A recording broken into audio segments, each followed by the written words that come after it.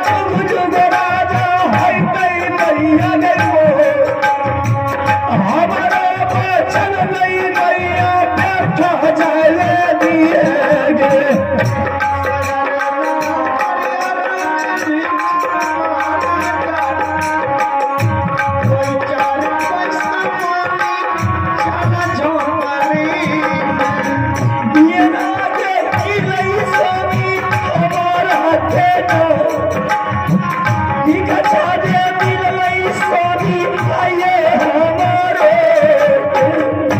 चला चला चला चला लइका जा चला चला चला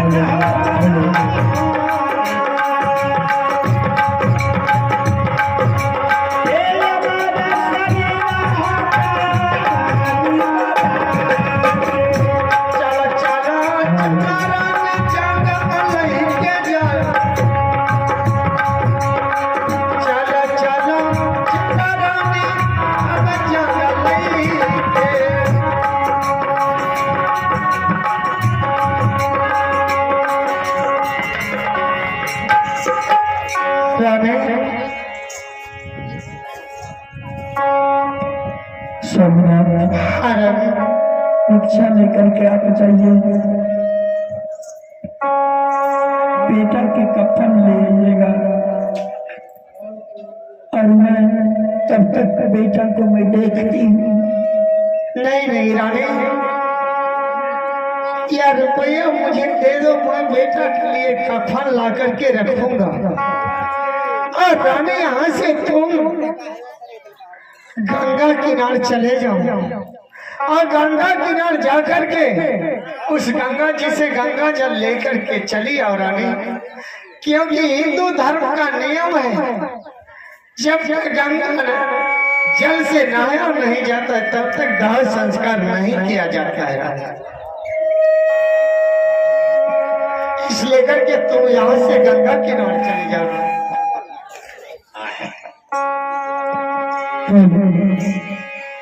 शबीना जब आप कह रहे हैं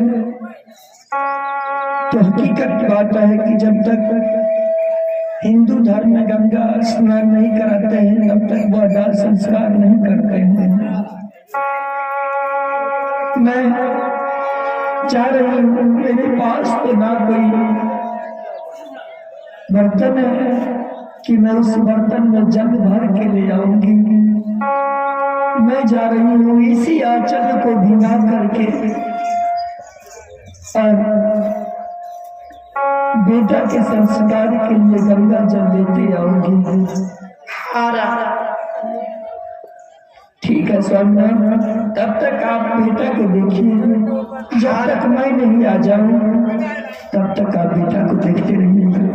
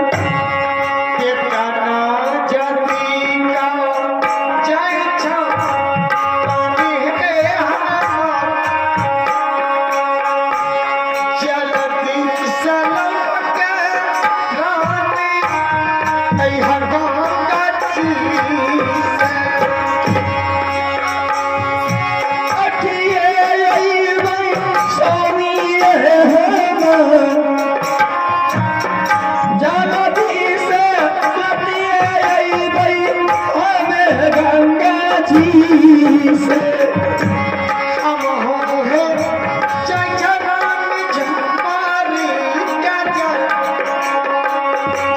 हम हो है चचरानी जब झपारी के अय्या गे सुना रे कसबूजा के वाली में रखिए दिए रे मैया अगे हमारे हम सदा ही रात गुना सती हो हम सदा ही देवी दुर्गा अगे मैया सुन ले दुर्गा माँ हम नहीं ना तू हमारा पर ला बजरंग बली का नाम कृपा हो गई बजरंगी के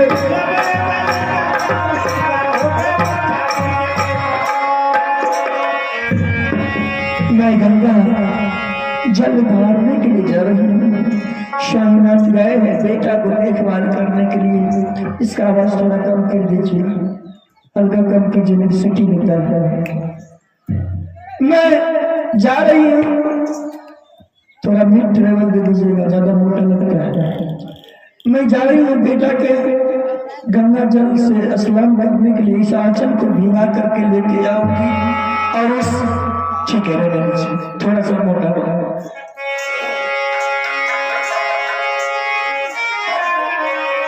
चलो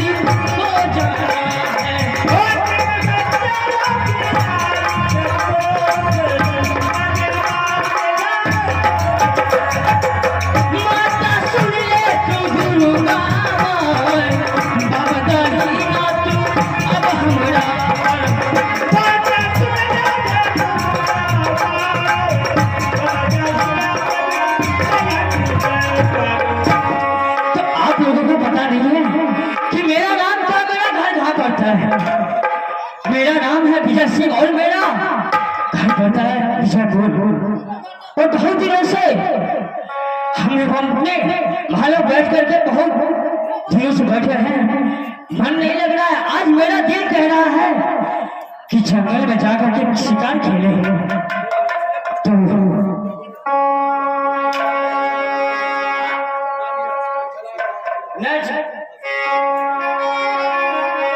तो आज दिन का बाद और मेरा मन में जो उछ रहा है कि आज जाएंगे शिकार खेलने के लिए, तो बस जाना चाहिए और देखते हैं भगवान का आदेश क्या करता है नहीं करते।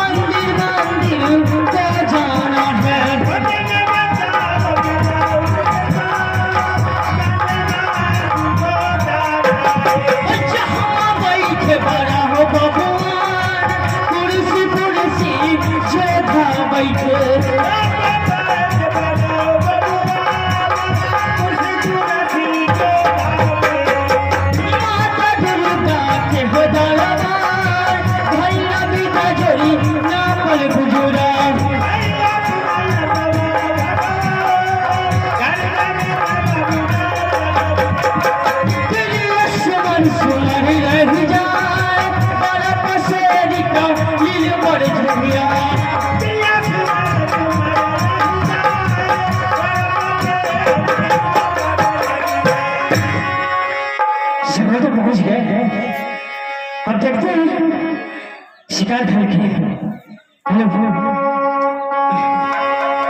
खेलिए शिकार देवी के जंगले में खेलिए शिकार के दुर्गा अहो में जाऊं हाँ गले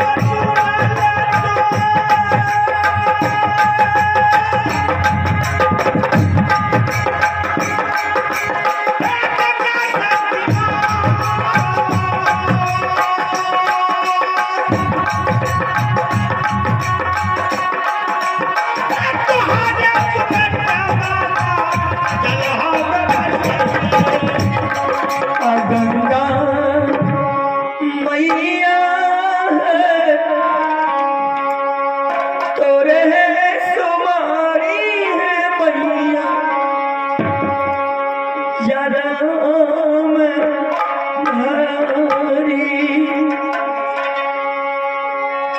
भारी ये मैया ओ हरे सुमारी नाम देवी आई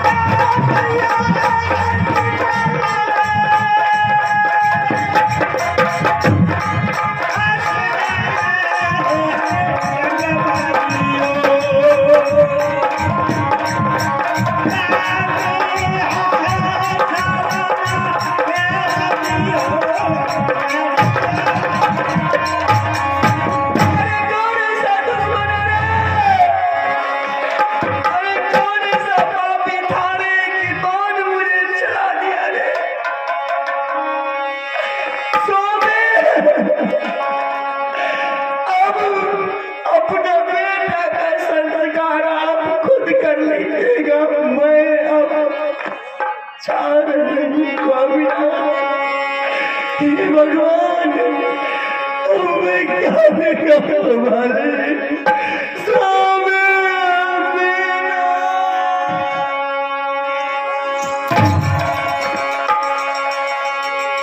मैंने तो कौन चला दिया है और मुझे आवाज सुनाई दिया था कि गंगा जी में या कोई मेढका हो।